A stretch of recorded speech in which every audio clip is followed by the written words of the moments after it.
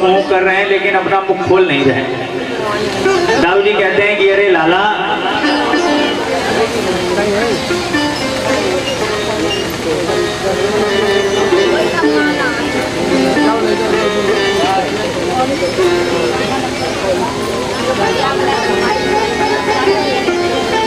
चुन्नी का वह दिया,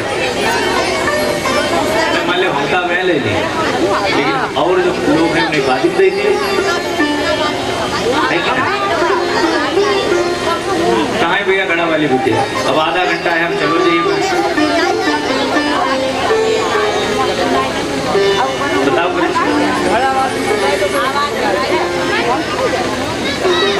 जो भैया कलश यात्रा में गई थी माताएं बहनें, जो कलश लेकर गई थी वो आगे आ जाए, तुम्हारा सम्मान किया जाएगा।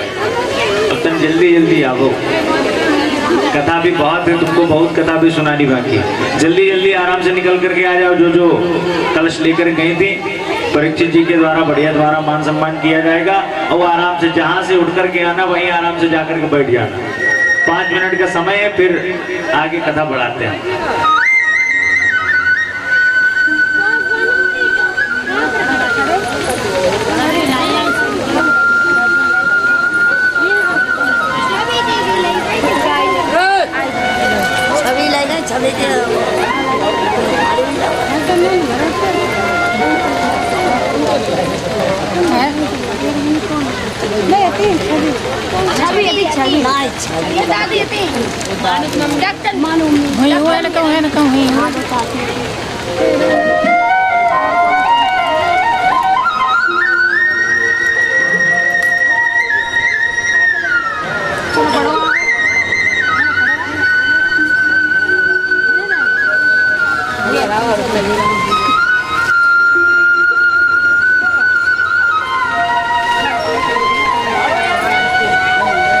लाइन से आ जाओ, जल्दी जल्दी पहन लो।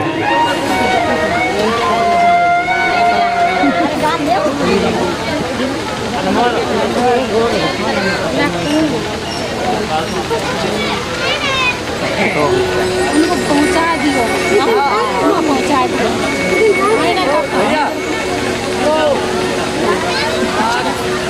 उधर घुमा दो, उधर गुरु जी के भाई काना होता निकालो, उधर घुमा दो। क्या दुकान में निकालो, आना लगा रहा है। राधे श्री राधे श्याम।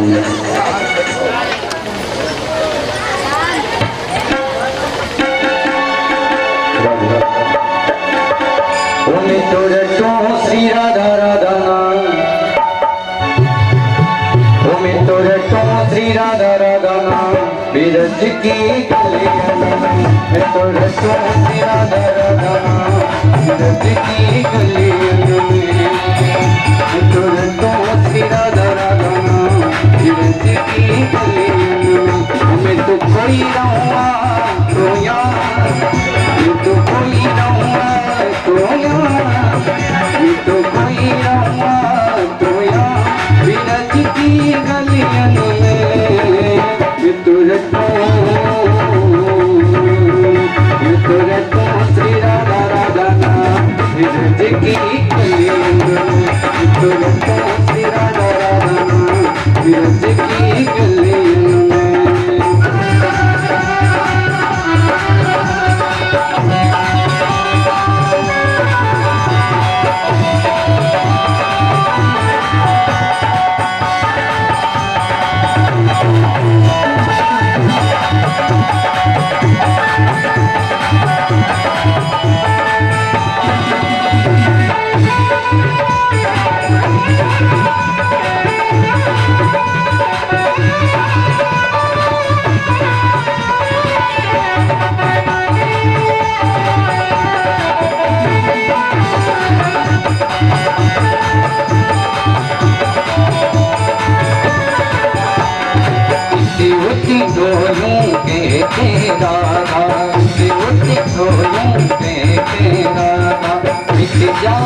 जीवन की बाधा मिट जाए, जीवन की बाधा उत दोनों के राधा मिट जाए। जीवन की ज्वाला कहीं मिल जाए घनश्याम, कहीं मिल जाए घनश्याम विरज की कलियन में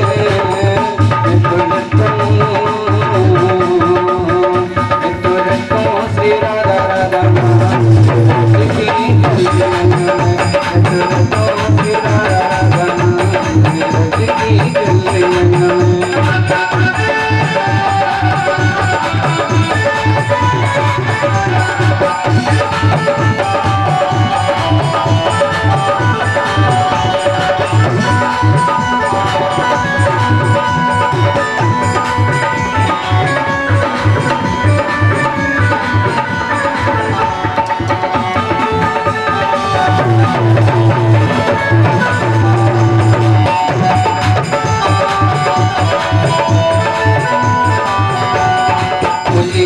फुलजी ब्रजकंजन में, फुलजी ब्रजकंजन में सेवा तुझे और निधिवन में, सेवा तुझे और निधिवन में जीवन की हो जाए शाम, जीवन की हो जाए शाम विरज की गलियन में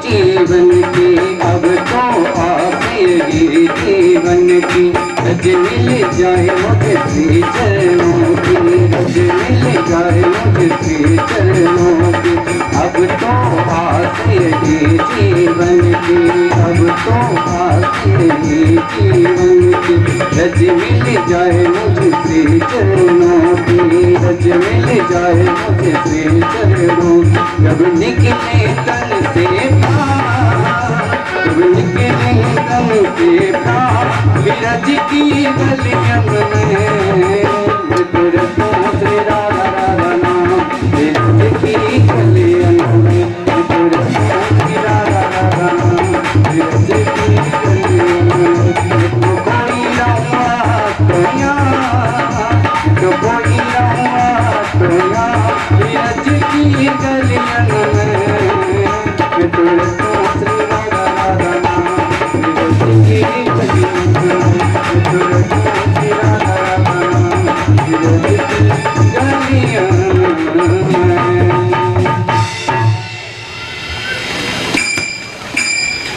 बोले बाल कृष्ण लाल की जय हो। भगवान ने मन में विचार किया ब्रज का माखन तुम बहुत खा लिए, चलो आज ब्रजरज को चखा जाए,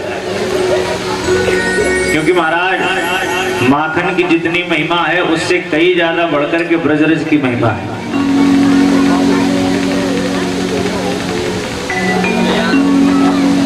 प्रत्येक कथा का तात्पर्य यही होता है कि महाराज हमको मुक्ति मिले, इसीलिए तो कथाएं कराई जाती है। जगह जगह व्यक्ति पूजा पाठ का कार्य क्यों करता है? इसीलिए तो करता है कि महाराज हमको मुक्ति मिले। लेकिन मुक्ति कैसे होगी? हमने कोई पूजा पाठ का कार्य किया और हम लोगों को मुक्ति मिली, लेकिन मुक्ति महाराज कैसे होती है?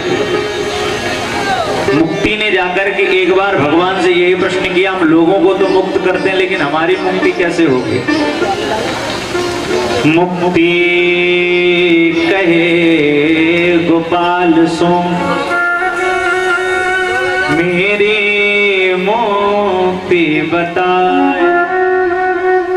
मुक्ति ने भगवान से प्रश्न किया कि मैं लोगों को तो मुक्त करती हूँ लेकिन मेरी मुक्ति कैसी होगी?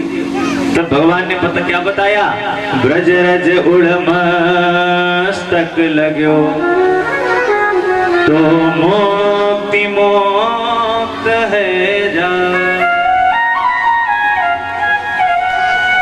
धर्म का कार्य करने से हमारी मुक्ति होती है, लेकिन वही उस मुक्ति की मुक्ति ब्रजरज का पान करने के कारण होती है। इसीलिए महाराज ब्रजरज की महिमा बड़ी बताई गई। अब तो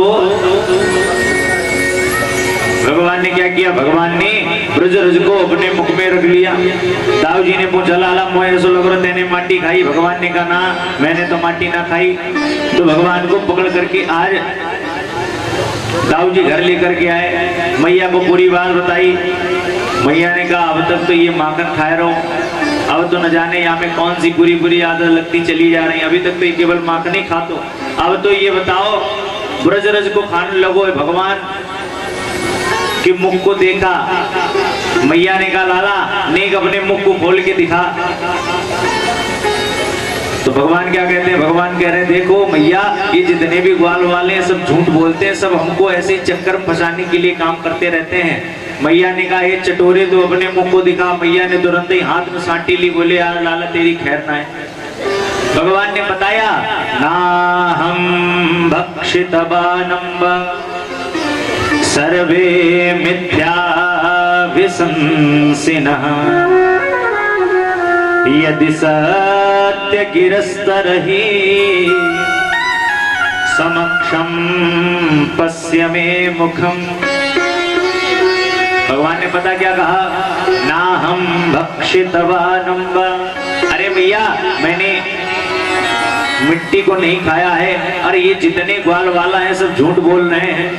तो मैया ने कहा, तू ही तो हरिश्चंद्र की औलाद है भैया, तू ही तो सत्यवादी है, तू झूठ बोलते ही कहाँ है। भगवान ने कहा, मैया तो ही अगर मुंह पे भरोसा ना है तो मेरे मोड़े में जा करके देख ले, मैंने माटी ना खाई।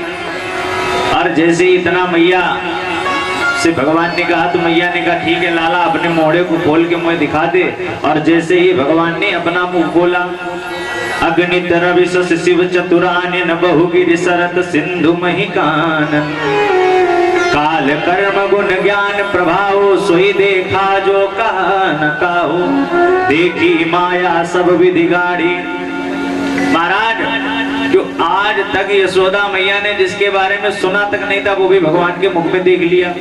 बड़े बड़े समुद्र, बड़े बड़े तालाब, बड़े बड़े पर्वत, बड़े बड़े दिव्यात्मा, विमलात्मा, मुनिंदात्मा, न जाने कौन कौन लोग महाराज भगवान के मुख के अंदर समाये हुए हैं। यहाँ तक कि अपने आप भगवान श्री कृष्ण को भी भगवान के मुख के अंदर ही मैया ने देख लिया। यहाँ तक आज तक जो लोगों ने कभी यशोदा मैया को बताया नहीं था, उस माया का स्वरूप भी यशोदा मैया ने भगवान के मुख के अंदर देख लिया। और जैसे ही आज यशोदा मैया समझ गई कि मैं जिसको लाला समझ रही थी ये हमारा लाला नहीं है, ये तो साक्षात परमात्मा है। तो यशोदा मैया ने पता क्या किया, स्तुति करई जाई भय माना जगत पिता में सुत करि माना। मैया ने तुरंत ही हाथ जोड़ लिए। मैया ने कहा, बताओ मैं जिसको अपना लाला समझ रही थी ये तो साक्षात परमात्मा का स्वरूप है। भगवान ने क्या किया, भगवान ने तुरंत ही अपने ऐश्वर्य को गायब किया। और ऐश्वर्य को गायब करने के पश्चात भगवान ने अपना मुख बंद किया। और बंद करने के बाद जैसे ही खोला, भगवान ने प्यार से कहा, अरे मैया। तो तुरंत ही जो ऐश्वर्य भगवान का देखा था वो सब वात्सल्य भाव में बदल गया।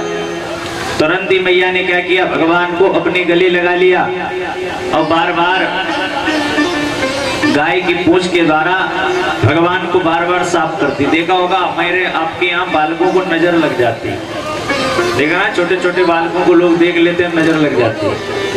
तो महाराज जब बालकों को नजर लगे तो गाय की पूंछ के द्वारा भागवत में दिए गए हुए श्लोकों के द्वारा जब आप झाड़ा लगाएंगे तो अपने आप नजर उतर जाएगी, कोई तुम्हें मजार पूजने की जरूरत नहीं पड़ेगी। लेकिन व्यक्ति को क्या है, व्यक्ति को अपने धर्म पे भरोसा कम है, बालाजी पर भरोसा कम है, लेकिन बालाजी के पास बनी हुई मजार पर ज्यादा भरोसा है। चोला चढ़ाने में व्यक्ति को आनंद नहीं आता है, लेकिन हरी चादर चढ़ाने में ज्यादा आनंद आता है। तो महाराज तुम्हारा काम तुम ही जानो। कि इसीलिए तो कथा कराई जाती है ताकि तुम्हें पता तो चले कहाँ क्या हो रहा है। आज गौ माता की पोष के द्वारा विविध प्रकार से झाड़ा लगाया। एक दिन की बात है, यशोदा मैया भगवान का दिव्य भव्य भजन कर रही हैं और भजन करते करते क्या है, भगवान के लिए दिव्य भव्य दही बना रही हैं। एकदा गृहमासीसु यशोदा नंद गेहनी कर्मांतर नियुक्ता सो निर्ममंथ स्वयं दधी। यशोदा मैया क्या करती हैं, भगवान के भजनों को दिव्य गाती चली जा रही हैं और भगवान के लिए ही बढ़िया अपने हाथों से दही बना रही हैं। अच्छा, ऐसे ही हमारा भी कार्य होना चाहिए। जरूरी थोड़े ना भगवान के लिए समय निकाल करके भगवान का भजन करो, अपने कामों को करते जाओ, भगवान का भजन करते जाओ। लेकिन परीक्षित जी, बीड़ी पियो, धुआं छोड़ो, भगवान का नाम लो। अब एकांत बैठ करके तो नाम ले नहीं सकते, तो काम करते जाओ, भगवान का नाम लेते जाओ। अब यशोदा मैया भगवान के लिए दही बना भी रही हैं और भगवान का भजन भी कर रही हैं। ओ तेरा किसने किया श्रृंगार सांवरे, तेरा किसने किया।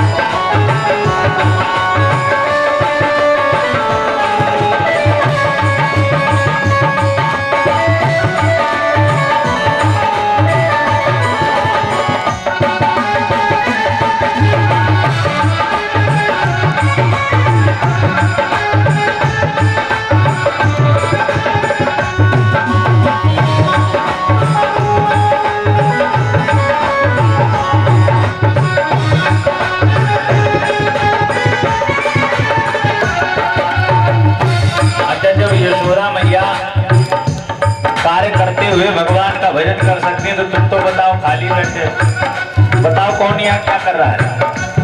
अब आपस में खुसुर न जाने तुम कितनी करते हो, ये कोई कार्य थोड़ी ना, यहाँ कोई काम थोड़ी ना। यहाँ तो सब खाली बैठे हो, खाली बैठ करके भी अगर तुम हाथ जोड़ के सामने बैठे रहो तो क्या फायदा। जब यशोदा मैया कार्य करते हुए भगवान का भजन कर सकते हैं, तुम तो खाली बैठे नहीं कर सकते। परीक्षित तालियों की सेवा करते हुए मस्तक पर मर्या गिर चंदन केसर तिलक लगाया, मस्तक पर मर्या गिर चंदन केसर तिलक लगाया, मस्तक पर मर्या गिर चंदन केसर तिलक लगाया, मस्तक पर मर्या गिर चंदन केसर तिलक लगाया। और मुकुट कानों में कुंडल एक बात बरसाया, मुकुट कानों में कुंडल एक बात बरसाया। ये महकता रहे दरबार सामने, महकता रहे दरबार सामने। दोनों हाथों को उठा करके तालियों की सेवा करते हुए, तेरा किसने किया पीछे वाले, ओ तेरा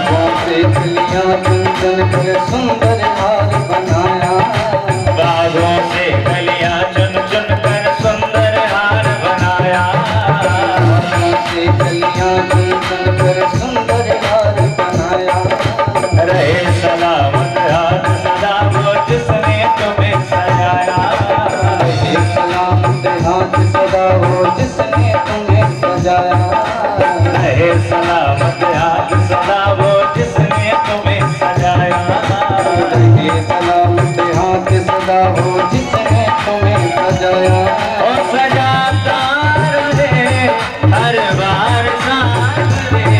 सजाता रहे वो हर बार साथ। दोनों हाथों को उठा करके और तेरा किसने किया, तेरा किसने किया श्रृंगार सांवरे।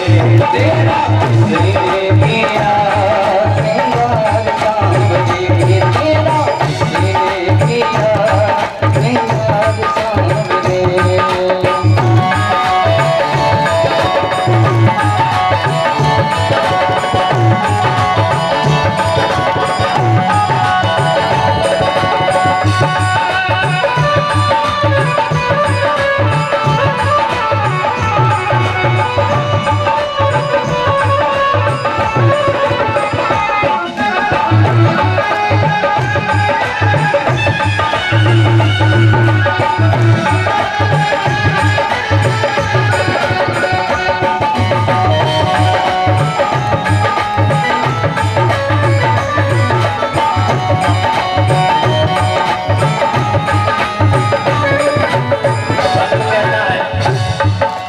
बोल कन्हैया बोल तुम्हें मैं कौन सा भजन सुनाऊं।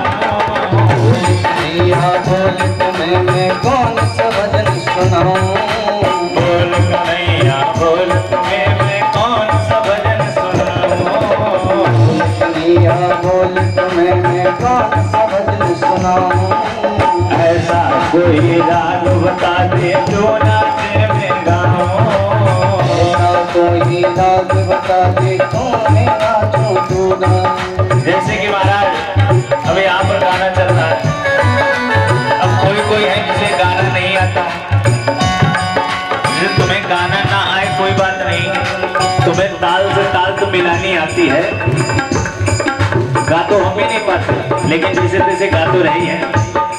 तो महाराज अगर आप राग से नहीं गा पाते तो आप अनुराग से गाइए। अगर आप साथ में नहीं गा पाते हैं तो आप ताल मिला करके गाइए, लेकिन महाराज गाइए अवश्य। ऐसा कोई राग बता दे जो नाचे में गाऊं। ऐसा कोई राग बता दे तो नाचे में गाऊं। और नचाता रहूं दरबार सांवरे। जाता रहूं मैं दरबार सांवरे। और नचाता रहूं मैं दरबार सांवरे। जाता रहूं मैं दरबार। दोनों हाथों की तालियों से सेवा करते हुए सभी लोग एक तरफ से भैया देखो। ओ तेरा किसने किया, तेरा किसने किया श्रृंगार सांवरे। तेरा किसने किया श्रृंगार सांवरे। तेरा किसने किया श्रृंगार सांवरे। तेरा किसने किया श्रृंगार सांवरे। लगे तो सा दरबार सांवरे।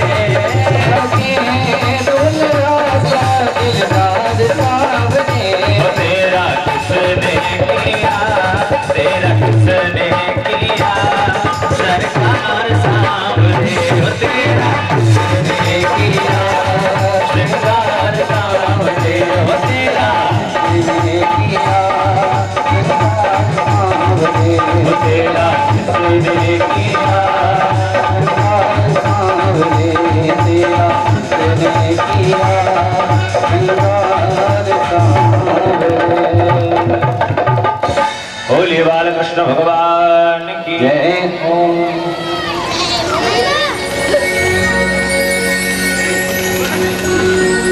कराई है आरती है कि नहीं?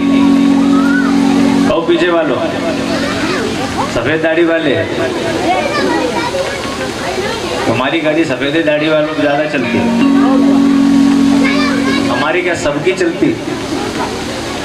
और जिनकी मान लो सफेद है, जो काली कढ़ाई बैठे हैं, ऐसा नहीं है, उनकी इनके बदौलत भी चलती है। ये पीछे 2-4 लोग बैठे हैं, हमें पता है इनकी दाढ़ी सफेद है, लेकिन जी डाई लगाए बैठे। भोली बाल कृष्ण भगवान की मैया भगवान का भजन करते हुए और भगवान के लिए ही विधिवत प्रकार से दही बनाती। तो भगवान गोदी में लेटे हुए और उन्हीं माँ से पूछते, मैया तू ये बता, तो ये अधौटो दूध पसंद है या तो ये तेरो पूत पसंद है? मैया ने कहा, लाला कैसी बातें कर रहे हो तू? अरे हर मैया को तो अपनो लाला ही पसंद आवे। और मैया ने इतना जैसे ही कहा, तब तक अंदर से रोहिणी मैया ने आवाज लगाई, अरे यशोदा, अरे तेने जो दूध चूल्हे के ऊपर चढ़ाए दियो वो उफन रहो है। तुरंत ही मैया ने क्या किया, भगवान को गोदी से बाहर फेंका और तुरंत ही दूध को देखने के लिए पहुंच गई। भगवान ने मन में विचार किया कि बताओ, कह तो ये रही कि मोहे तो लाला पसंद है और ध्यान अपने दूध भी ज्यादा दे रही है। भगवान को बड़ा गुस्सा आया। भगवान ने लाठी डंडे उठा करके तुरंत जितने भी दही मटके थे भगवान ने सब फोड़ दिए। और पता नहीं भगवान ने कैसी आवाज लगाई, न जाने कहां कहां के बंदर आ गए। भगवान उखल के ऊपर खड़े होकर के समस्त बंदरों को माखन खिलाने लगे। और जो धूम धड़ाम की आवाज आई, यशोदा मैया दौड़ करके आई। यशोदा मैया ने कहा, लाला आज तेरी खबर नहीं है। आज तो मैया हाथ में साटी लेकर के भगवान के पीछे दौड़ी। साटी माने डंडा, ब्रजभाषा में डंडा को साटी बोले। अब मैया आगे आगे दौड़ती चली जा रही हैं और उसके आगे परमात्मा दौड़ते चले जा रहे हैं। अब तो धीरे धीरे धीरे धीरे बहुत समय व्यतीत हो गया। सुखदेव जी कहते हैं, महाराज परीक्षित कर लो दर्शन। अरे जिस परमात्मा को कोई भी क्रिया पकड़ नहीं सकती, आज वही परमात्मा छोटे छोटे पैरों से दौड़ रहा है और 80 वर्ष की अवस्था की जो माँ है वो भगवान को पकड़ने के लिए दौड़ रही है। इतना सरल परमात्मा दुनिया में तुम्हें कहीं देखने को नहीं मिलेगा। अंत तो बतवा जब मैया थक गई तो भगवान भी अपनी जगह रुक गए। मैया ने कहा, लाला अब आजा, अब तो मैं थक गई हूँ, चल अब चल तो चल करके माखन खवाऊंगा। भगवान ने कहा, ना ना मोहे तो सब पतो है, मोहे तो ले जाओगी जो साटी हाथ में ली है, इस साटी से सोते जाएंगे अभी। मैया ने कहा, नहीं लाला चल, आज चल करके मैं तेरी पूजा करूंगी, आज तो पे मारना पड़ेगी। अब भोले से भगवान क्या जान पाए कि पूजा क्या होती। भगवान को लेकर के मैया आई और जिस उखल पे खड़े होकर के बंदरों को माखन खिला रहे थे, उसी उखल में भगवान को बांधने के लिए प्रयत्न करने लगी। अब क्या किया, अंदर से रस्सी ला करके भगवान को बांधना प्रारंभ कर दिया। तदपि द्वयंगुलम मूनम, जैसे ही रस्सी बांधती है तो 2 अंगुल जो रस्सी है वो छोटी पड़ जाती। अरे फिर और रस्सी लेती और रस्सी में रस्सी बांधती है, लेकिन फिर रस्सी छोटी पड़ जाती। अभी तक तो यशोदा अपने बल पर भगवान को बांधना चाहती थी, इसीलिए भगवान नहीं बंध रहे थे। लेकिन जब यशोदा मैया हार गई, यशोदा मैया ने कहा, लाला मैं तो बांध ना पाऊंगी, ऐसो कर तू खुद ही बंध जा। तो भगवान ने अपने आप अपनी गांठ लगा ली। सुखदेव जी कहते हैं, महाराज परीक्षित वो जो रस्सी है वो 2 अंगुल बार बार छोटी पड़ जाती थी। तो परीक्षित जी प्रश्न करते हैं, महाराज ये 2 अंगुल है क्या? तो बड़े ध्यान से समझो, ये 2 अंगुल है महाराज। पहला तो अंगुल है भगवान की कृपा और दूसरा जो अंगुल है वो है हमारा पुरुषार्थ। जब हमारा पुरुषार्थ और भगवान की कृपा का जब मिलन होगा तभी जाकर के व्यक्ति आगे बढ़ेगा। जैसे कि तुम कोई भी कार्य हो अपनी दम पर करते जाओ करते जाओ करते जाओ करते जाओ, लेकिन कभी तुम आगे नहीं बढ़ पाओगे। अब कोई भी कार्य तुम भगवान की कृपा के द्वारा भी करते जाओ तब भी आगे नहीं बढ़ पाओगे। जैसे कि अब तुम्हें कोई अपना नया बिजनेस करना है, ठीक है, और मान लिया तुम्हारे पास खूब पैसा हो, तुम लगाते जाओ लगाते जाओ लगाते जाओ, भगवान का नाम ना लो तब भी नहीं चल पाएगा। और मान लो तुमने एक दुकान खोली और तुम उस पर रोज बैठने ही ना जाओ, सोचो भगवान की कृपा से दुकान चल जाएगी, तब भी नहीं चलने वाली। तुम्हें भगवान का नाम भी लेना पड़ेगा और काम भी करना पड़ेगा। आपका पुरुषार्थ और भगवान की जब कृपा प्राप्त होगी तभी व्यक्ति जीवन में आगे बढ़ेगा। तो यही जो 2 अंगुल हैं, यही प्रत्येक व्यक्ति के जीवन में छोटे पड़ जाते हैं। जब हमारा पुरुषार्थ और भगवान की कृपा मिलती है तब व्यक्ति के जीवन की जितनी कठिनाइयां सब अपने आप मिट जाती हैं।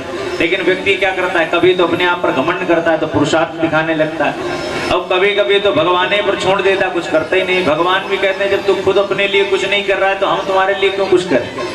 अरे तुम भी तो अपने लिए कुछ करो तो हम भी तुम्हारे लिए करें। भगवान की तपस्या है कि तुम अगर 1 कदम बढ़ाओगे तो हम 60 कदम बढ़ करके आएंगे, लेकिन तुम कम से कम 1 बढ़ाओ। तो तुम तो यही सोच रहे कि पहला कदम भी भगवान अपने आप उठा के आगे रख देंगे तो थोड़ी ना होने वाला।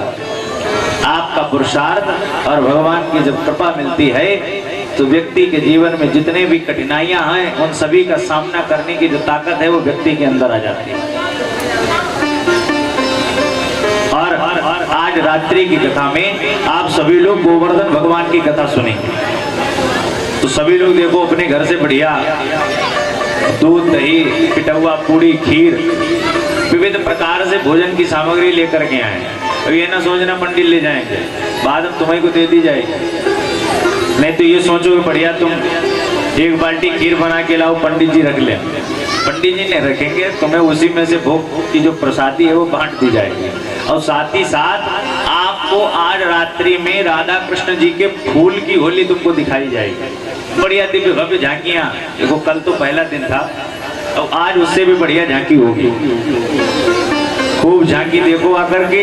और फूलों की राधा कृष्ण की दिव्य भव्य होली जो है, परीक्षित जी ने भैया बढ़िया फूल इत्यादि ला करके रखे, बढ़िया व्यवस्था की है। तो सभी लोग ज्यादा से ज्यादा संख्या में आओ और आकर के भगवान की कथा सुनो, गोवर्धन भगवान की सेवा करो और दिव्य भव्य राधा कृष्ण की झांकी देखो, फूल की होली देखो और सब कुछ होने के पश्चात अपने आप को कृतार्थ करो। अब आइए 2 बार संकीर्तन। परीक्षित जी तुम आरती तब तक प्रज्वलित करो। सभी लोग तालियों की सेवा करते हुए, ओ मेरा दीवानी हो गई रे, मेरा मस्तानी हो गई,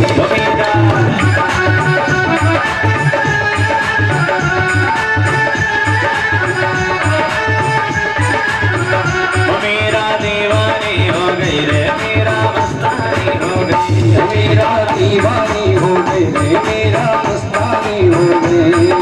श्याम रंग में रंगी चुनरिया हो,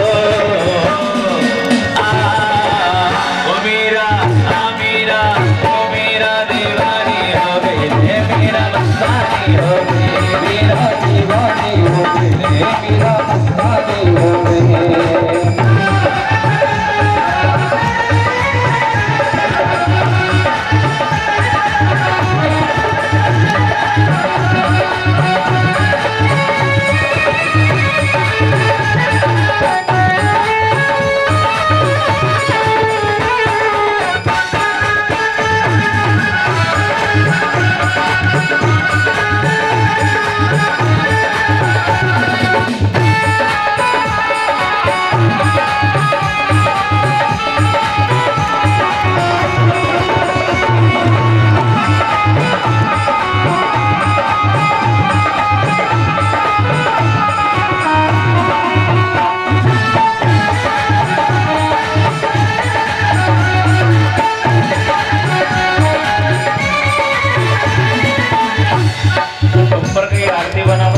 कर रहा है। सभी लोग राजस्थान खड़े हो जाएंगे। ओ मेरा दीवानी हो गई रे, मेरा मस्तानी हो गई, ओ मेरा दीवानी हो गई रे, मेरा मस्तानी हो गई। ओ श्याम रंग में रंगी चुनरिया हो, मेरा दीवानी हो गई रे, मेरा मस्तानी हो गई, मेरा दीवानी हो गई रे, मेरा मस्तानी हो गई, मेरा दीवानी हो गई रे, मेरा मस्तानी हो गई, मेरा दीवानी हो गई रे, मेरा मस्तानी हो गई, मेरा दीवानी हो गई रे, मेरा मस्तानी हो गई। ओम चंद्रमा मनसो जातक्यो हो सूर्यो जाता श्रोत्रान्वयश्च प्राणस्य मुखात् अग्निर्जायत। श्री बांके बिहारी तेरी माँ की बिहारी तेरी आरती गाऊं आरती गाऊं प्यारे आपको मनाऊं आरती गाऊं प्यारे आपको मनाऊं श्री मनसानाथ बाबा तेरी आरती श्री मनसानाथ बाबा तेरी आरती गाऊं प्रभु शीश पे सोहे मुकुट तेरे शीश पे सोहे प्यारी वर्षी मेरो मन मोहे प्यारी बंसी मेरो मन मोहे एक युगल बलिहारी में जाऊं एक युगल बलिहारी जाऊं श्री भाग्य बिहारी तेरी आरती श्री माँ के बिहारी तेरी